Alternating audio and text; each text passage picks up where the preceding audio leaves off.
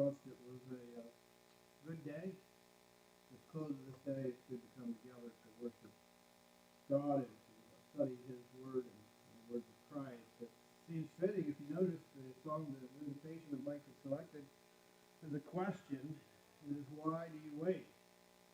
We're going to ask a lot of questions this evening, and it seems appropriate to end the service. It won't be too long, but we'll end the service with that question. Why do you wait? We're full of questions this evening.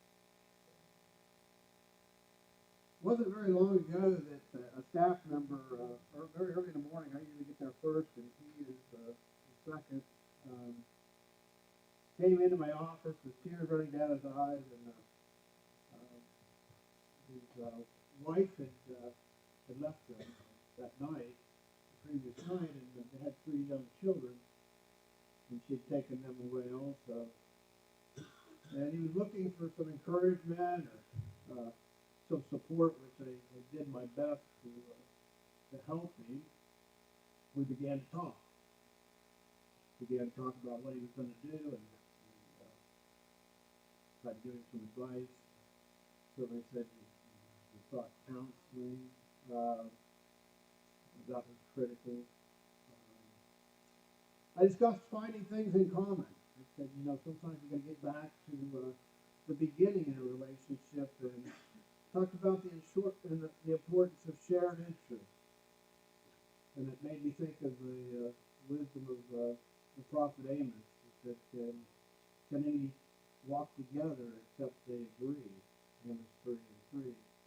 There's wisdom in a relationship, although it may seem elementary, but there's wisdom in reinforcing those shared relationships. And we talked about that. And then I mentioned specifically the importance of having Christ in his life and in the life of his wife and that relationship. We talked about that. And when I mentioned about the importance of Christ in any relationship, he was quick to tell me that, oh yes, Ron, I'm a Christian. Reinforcing his belief in Christ. I've known the man for 10 years, and I know him not to be that familiar with the Scriptures.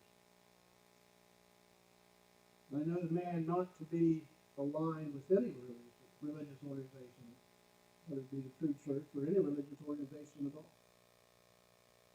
But when we broach the subject of relationships and about being a Christian, he assured me, oh, I am a Christian. And that we weren't in the position, it wasn't the moment to talk in depth about whether he was or not. I'm sure each and every one of us have had those situations, haven't we? When we're talking to somebody,